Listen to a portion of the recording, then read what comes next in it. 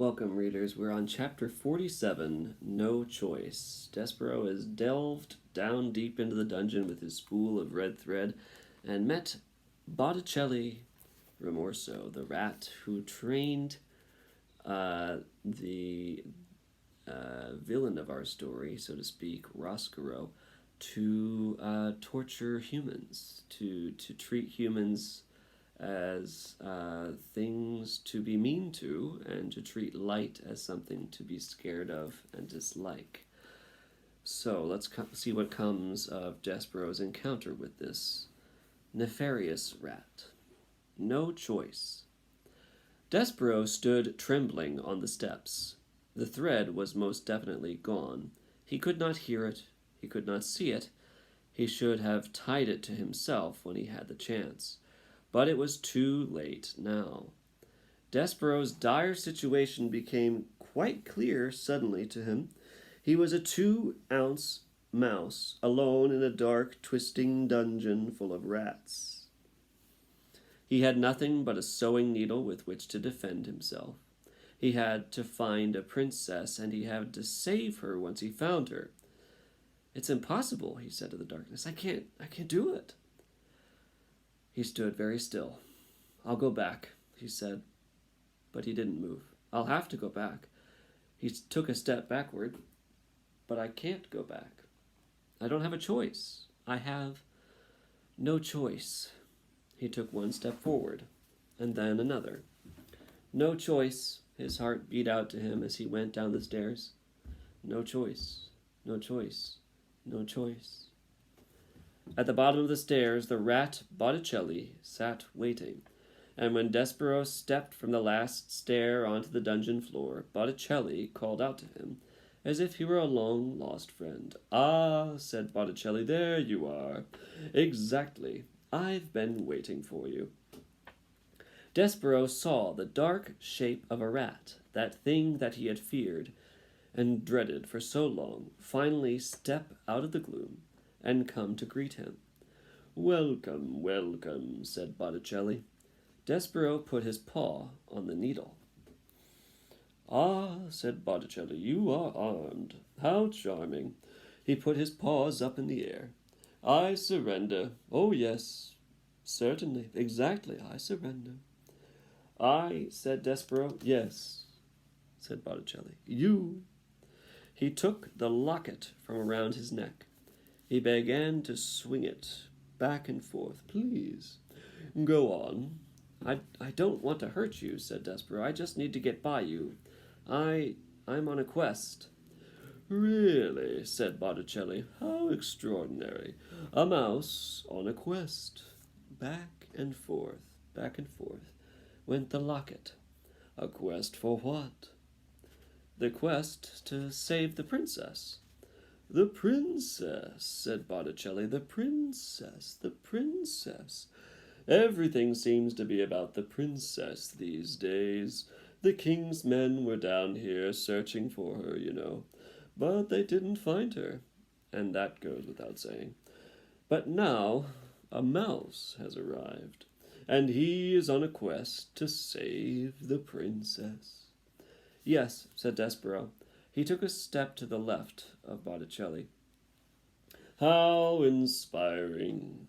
He lazily took a step to the right, blocking Despereaux's way. "Why the hurry, little friend?" "Because," said Despereaux, "I have to—" "Yes, you have to save the princess. Exactly. But before you save her, you must find her, correct?" "Yes," said Despereaux. "What if," said Botticelli, "what if I told you that I know exactly where the princess is?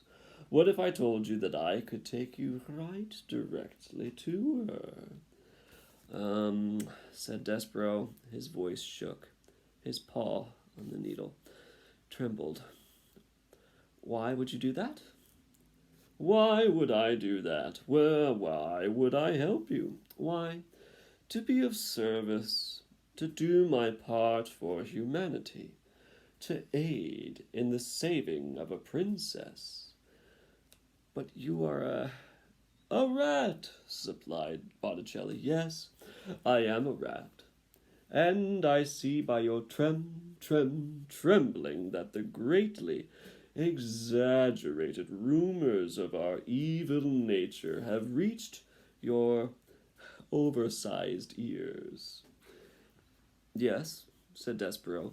If, said Botticelli, swinging the locket back and forth, if you allow me to be of assistance, you will be doing me a tremendous favor. Not only can I do you a good deed, for you and for the princess, but my actions will help to dispel this terrible myth of evil that seems to surround rats everywhere. Will you let me assist you? Will you let me assist myself and my kind? Reader, was it a trick? Of course it was! Botticelli did not want to be of service. Far from it. You know what Botticelli wanted. He wanted others to suffer. Specifically, he wanted this small mouse to suffer. How best to do that? Why, take him right directly to what he wanted, the princess. Let him see what his heart desired, and then, and only then, faced with what he loved, would Despereaux die.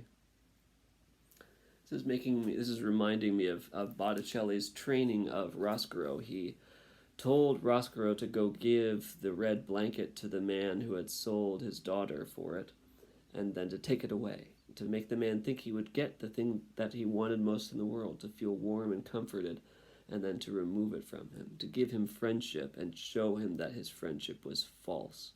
I think that is what Botticelli's strategy here is as well. He's going to try to make Despereaux think that he's helping him, and then take away the thing that he gives him, the sight of the princess, right? At the end of it all, how tasty the mouse would be, seasoned with hope and tears and flour and oil and thwarted love. My name, little friend, is Botticelli Rimorso, and you may trust me. You must trust me. Will you tell me your name? Despereaux? Despereaux Tilling? Despereaux Tilling, take your paw from your weapon. Come with me. Despereaux stared at him. Come, come, said Botticelli, let go of your needle. Take hold of my tail. I will lead you to your princess. I promise.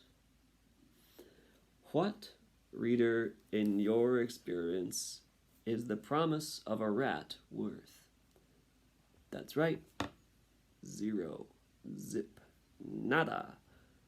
Goose eggs. But I must ask you this question too. What else was there for Despereaux to hold on to? You're right. Nothing. And so the mouse reached out. He took hold of the rat's tail. And we'll find out what happens in chapter 48 on the tail of a rat when we read again.